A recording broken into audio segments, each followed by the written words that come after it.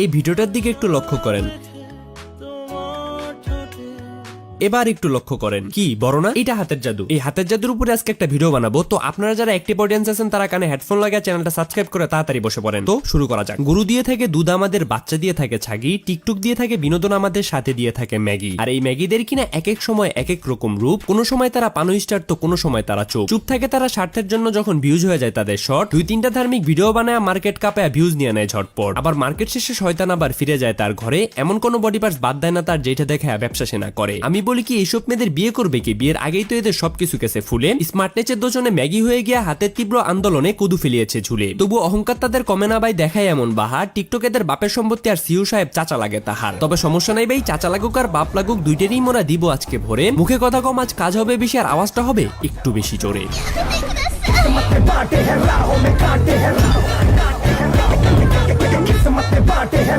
তো hey hello আপনার মানুষজন, আসসালামু আলাইকুম, this is Niloy, welcome to advance পোলাপাইন। তো কি খবর তোমাদের? বরাবরের মতো নতুন একটা ভিডিও দেখবা আমাদের। দেখো ভাই, বাংলাদেশ একটি উন্নয়নশীল দেশ, তবে সেটা কোন দিক দিয়ে ওইটা এখনো বিজ্ঞানীরা খুঁজে বের করতে পারে নাই। কারণ ভাই, তুমিও বাংলাদেশের নাগরিক, আমিও বাংলাদেশের নাগরিক। এমনকি এই দেশে যারা বসবাস করে তারা সবাই বাংলাদেশের নাগরিক। সবাই বাংলাদেশের সভ্যতা নিয়েই বড় হয়েছে, এমনকি সবাইকে বাংলাদেশের সভ্যতা মেনেই চলতে হয়। আর তাই তো আমরা চাইলে মাকে মম আর বাবাকে ড্যাড বলে ডাকতে পারলেও তাদের সাথে কিন্তু অরিজিনাল মম আর ড্যাডের মতো আচরণ করতে পারবো না। কিন্তু বাংলাদেশের কিছু টিকটকার মেরে এই বাংলাদেশের সভ্যতাকে এমন জায়গায় নিয়ে গেছে যে আদিম যুগের মানুষরা আমাদের দেখে বলে যে সভ্যতার এত যুগ পরে এইসা এত উন্নতি ফুন্নতি কইরা কাপড় চাপড় বানায় তোরা কোন বালডা ফালাইলি, থাকস তামগো মতো ল্যাংটাই। কারণ তোকে যে 2 ইঞ্চির কাপড় মুখ ডাকে তো বুক ডাকে না, আর বুক ডাকলে তো ফুকি ডাকে না। আর সবকিছু ঢাকার আগব দিয়ে তোদের কিছুই ঢাকা থাকে না। লাইক কক্সবাজারের টুইঙ্গেলাপা থেকে শুরু করে আমাদের তোহাবাইয়ের জান্নাতাপা সবাই এক গোয়ালেরই গরু। আর এই হলো আমাদের বর্তমান দেশের শাহবাগী নারীদের সমাজের অবস্থা, যারা কিনা নিজেরাই নারী স্বাধীনতা চায়, নিজেরাই সমধিকার চায়, কিন্তু আবার তাদের সাথে সমাচরণ করলে তারা নিজেরাই সেট করে ওঠে। তারা আবার নিজেরাই বলে যে নারী দেখে কি তোরা জাতা করবি নাকি শয়তান, নারীদেরকে রেসপেক্ট করতে শিখ। আরে ম্যাগি, রেসপেক্ট দিলে তোরা অধিকার চাস, অধিকার দিলে তোরা ল্যাংটা থাকতে চাস। কি রে ভাই, তোরা আসলে কি চাস? দেশের ভালো চাস নাকি ধ্বংস চাস, কোনটা চাস? তাই ভাই বিশ্বাস করেন, এগুলা দেখে আসলেই বলা লাগে যে বাংলাদেশ সবসময় উন্নতি করতেছে, তবে সেটা উল্টা দিক দিয়ে বেশি উন্নতি করতেছে। তবে এর থেকে কিন্তু বেশি উন্নতি করতেছে আমাদের ঐশিনার নিজুমাফা, তাও উল্টা দিক দিয়া খেয়া। তো ভাই যখন ওর ফেগলিং ভাইরাল হইলো, আই মিন ঐশিনের, তখন কিন্তু আমি কোনো কথা বলি নাই। আমি ভাবছি বাচ্চা একটা, আমি ওর নিয়ে কি কথা বলবো। আর তারপর বড় কথা হলো, সত্যি তো তার কোনো লিঙ্ক ভাইরাল হয়নি। যেটা ভাইরাল হয়েছিল সেটা ছিল একটা এআই মেক ভিডিও। কিন্তু ইদানিং দেখলাম আমাদের আপু তার আগের কাজের জন্য অনেক বেশি রিগ্রেট করতেছে। ফেগলিং ভাইরাল হয়েছে এটা নিয়ে না, অরিজিনাল লিঙ্ক কেন ভাইরাল হয়নি এটা নিয়ে। আর তাই তো আমাদের আপু তার তরফ থেকে সর্বোচ্চ চেষ্টা করে যাচ্ছে যাতে তার লিঙ্কগুলো পুনরায় ভাইরাল করানো যায়। আর সাথে তো আছে তার বড় বোন নিজমো। আগে জানতাম বড় ভাই বোনেরা ছোটদেরকে শিখায় কিভাবে ভদ্রনর্ম হইতে হয়, কিন্তু এখানে স্বয়ং বড় বোন ছোট বোনকে শিখাইতেছে যে কিভাবে ম্যাগি হইতে হয়। না মানে আমি জানি যে দেশে পরিবর্তন হয়ে গেছে, কিন্তু তাই বলে এত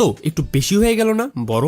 যাই হোক, সেটা কথা না। কথা হইলে এই নিজমের টিকটকে এন্ট্রিটা কিন্তু অনেকটা কোটায় চান্স পায় সরকারি চাকরি পাওয়ার মতো। না মানে ছোট বোনের তো তা না হয় একটা অর্জন ছিল 3 মিনিট 13 সেকেন্ডের, কিন্তু অর্থ কিছুই নেই।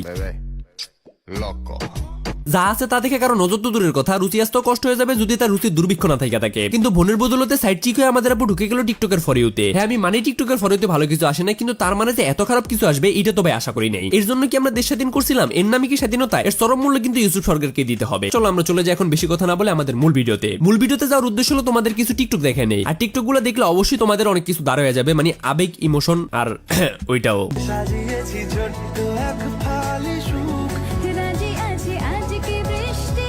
বাহ, বৃষ্টিতে বিলাস হচ্ছে, আকাশ থেকে পড়ছে পানি, কিন্তু মাঝখানে ঐশিনের নাচ দেখে কতজনের ভিজে যাচ্ছে কি না জানি। ঠিকই আছে, আরো তো শহরে ওয়াইফাই, ধরাই দাও হাতে ফোন। এখন যারাতে ফোন আছে তার কি আর ফোন দেখানোর জন্য অন্য জায়গায় যাওয়া লাগে? আগে না হয় টেকনোলজিটা তো উন্নতি ছিল না, তাই মেরুবি ব্যবসায়ীদের টাকা কামানোর জন্য বাইরে যাওয়া লাগতো কিংবা কক্সবাজার থেকে ঘুরে আসা লাগতো। কিন্তু না, এখন যুগ পাল্টেছে, এসেছে দেশে পরিবর্তন। 18 কোটি মানুষের হাতে এখন 19 কোটি ফোন। এখন ফোনের মাধ্যমে সবকিছু হয়ে যায়। তাই তো তার আগে করে টাকা নিত, এখন তারা দেখে টাকা নেয়। আই মিন বৃষ্টিতে নাচ আর কি, নাচ আর সাথে ওইটাও।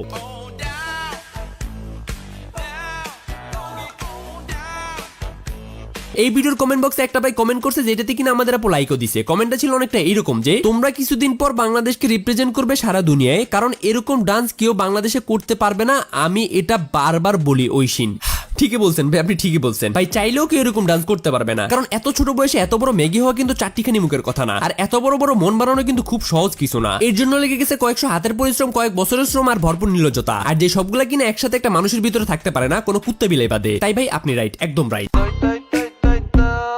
আমার বয়ম ফাঁকি হয় নানের ফুটকি হয়।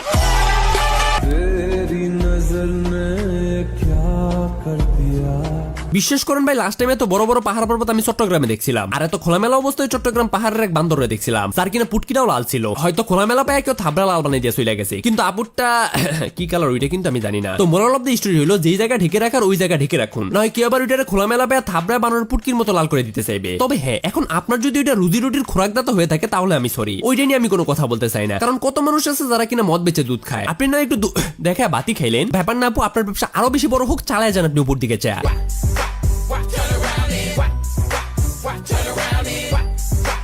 এ ভাই, এই যে কি দেখলা, ডান্স? ডান্স না, তুমি তো ভাই ডান্স দেখার লোক না। প্যারা নাই, তুমি যেটা দেখছো ওইটি আমি দেখছি, আমরা একই লোক। চিল, চলো নেক্সট ভিডিওতে যাই। চল না সুজন মিলে দুজন নীল আকাশে ভাসি। আচ্ছা, এই ভিডিওটা দেখার পর আমি আঙ্কেলের উদ্দেশ্যে একটা কথা বলতে চাই যে আঙ্কেল, খালি পেট দেখলে খাবার দিয়ে পেট ভরে দিতে হয়, বাচ্চা দিয়ে না। এই যে এত কষ্ট করে এত পরিশ্রম করে দুইটা ওলাদ আপনি জন্ম দিলেন তো দিলেন, সাথে আমাদের ঝামেলাও দিলেন। কারণ আর কত একটা মানুষ আর কত গালি দিতে পারে? এদের গালি দিতে দিতে আমাদের সবের অবস্থা আপনার মাথার সামনে চুলের মতো হয়ে গেছে, নাই। তো সময় মতো যদি আপনি আঙ্কেল সঠিক জায়গায় সঠিক কেয়ারটা নিতেন, তাহলে আপনার মাথার চুল আর আপনার বাচ্চা কাচ্চা কোনোটাই খারাপ হইতো না। আশা করি বুঝতে পারছেন।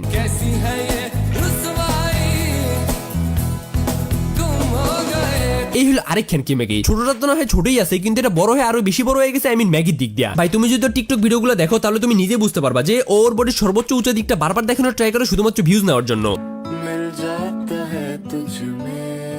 মানে ভাই সচরাচর আমি রেসিস্ট না, এমনকি আমি কারো ফেস বা বডি নিয়ে কথা বলতে পছন্দ করি না, কিন্তু ও যে কাজগুলো করে, যেমন ভিডিওগুলো ও বানায়, তোমার কি মনে হয় ওই দুইটা জিনিস বাদে অন্য কোনো দিক দিয়ে ভিডিওগুলো কেউ দেখতে আসবে কিংবা কেউ দেখবে? যদি কারো এখন তো রুচিবোধের সমস্যা না থেকে থাকে তাহলে অবশ্যই কেউ দেখতে আসবে না। আর তাই তো এই বেয়াদবের বাচ্চা ওর ভিডিওতে ওই দুইটা জিনিসই বারবার দেখায় যখন কিনা ওর ভিউজের শর্ট পড়ে। এই দেখো তার আরেকটা ডেমো দেখো, একবার ওই ক্যামেরাটা ধরতে কই। ইটি বাই টেকনিক, হ্যাঁ ভাই, ইটি ওগো ভিউজ নেওয়ার টেকনিক। কারণ ভাই ওরা খুব ভালো মতোই জানে যে ওদের ভিডিওতে কন্টেন্টের কম নাই, কিন্তু ওদের অডিয়েন্স গুলো আসলে কি চায়। এখন তার অডিয়েন্স গুলো আসলে যা চায় তা দেখাই সে আটকে রাখে ভাই। আর আরেকটা জিনিস যদি তুমি খেয়াল করো তাহলে তুমি দেখবা এই খারাপ ভিডিওগুলোর অধিকাংশ কমেন্ট বক্সে কিন্তু অফ থাকে, আর সে এটা জেনে শুনেই রাখে। কারণ তার তো দরকার ভিউজ, মানুষের মতামত সে চষেও না, চষার মধ্যে সে শুধু মানুষের ওইটাই চষে। তাই সে খারাপ ভিডিওগুলো ডিলিট না করে ওইটার কমেন্ট বক্স অফ করে দেয়, যাতে পুরো ভিডিওটা তুমি ঠিকই দেখো, শুধু মতামত না রাখো।